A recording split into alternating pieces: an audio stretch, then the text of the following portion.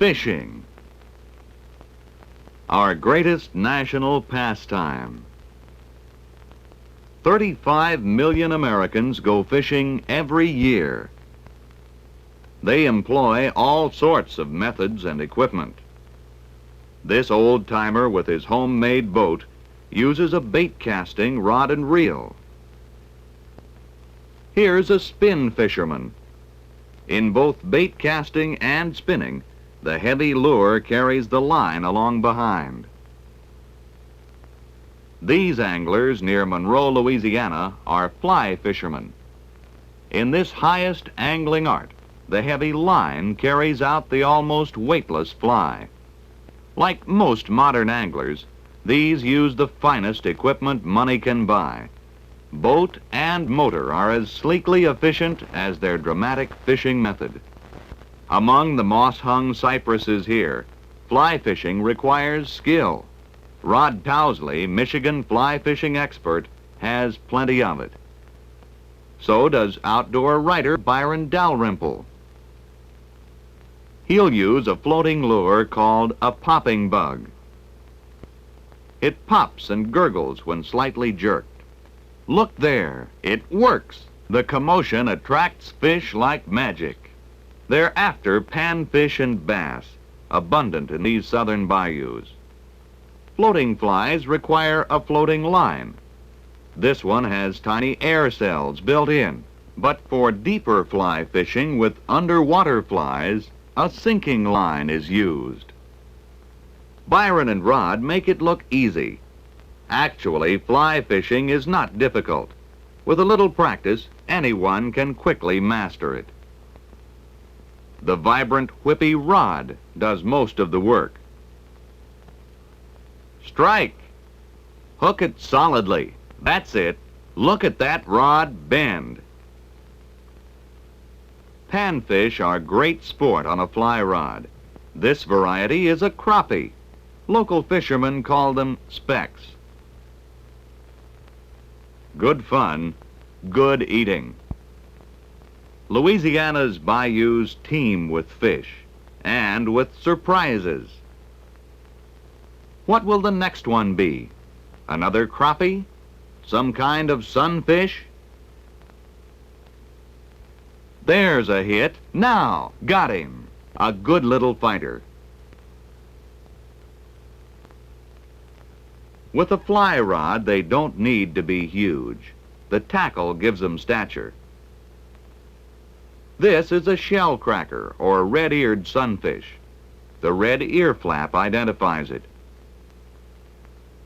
This one doesn't get thrown back. Indeed not. They're delectable eating. Off to try a new location now. And here's a neat trick. Rod deftly sculls the boat while Byron casts. Look at that one go. They may not be large, but they're spunky. This kind of fly fishing is constant fun and fast action. Ounce for ounce, the panfish outfight many a big game fish. And they're so abundant everywhere and so prolific, they need to be harvested in large numbers. This one is a bluegill, a kind of sunfish known to everyone. The blue color around the gill cover of the males gives them their name.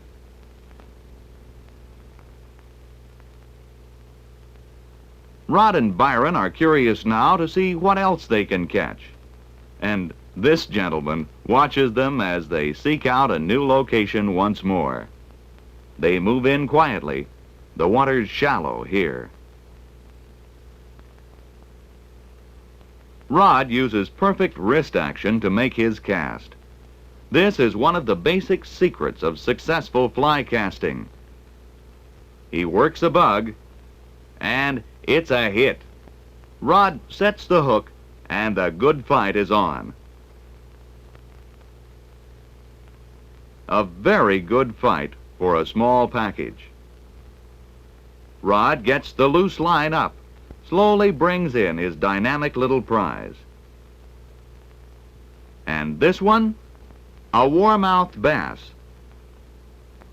Now here's a trick for tight corners when trees are close behind or overhead. It's called a roll cast. Rod works the popping bug, and its dished face makes a surface commotion. There's a surprise, a big fish. It's a black bass, big, full of fight. Look at that jump. This would make any fisherman happy. Easy does it now. The big boy's worn down. Rod seizes the lower jaw. It's an old trick to paralyze a bass so it won't flop wildly. There, what a prize. It will weigh 4 pounds at least. Black bass and the various species of panfish are almost always found in the same waters, not just here, but everywhere. That's why fly fishing for these warm water fish is so appealing. Variety always spices it. Byron's fly line is fluorescent orange, an innovation for easy visibility in poor light. Fly lines are now available in light and dark colors. Here's another scrappy bluegill, protesting all the way to the boat. Fin spines are sharp. It pays to watch them when removing hooks. The day passes swiftly. Action. Action. That's the wonderful appeal of panfish and bass on a fly rod. Some small, some large, but always fish in abundance, eager to hit. Fish that need to be caught for proper conservation. Sun lowering, Rod and Byron head for shore with happy memories of fly rods in Louisiana's bayous.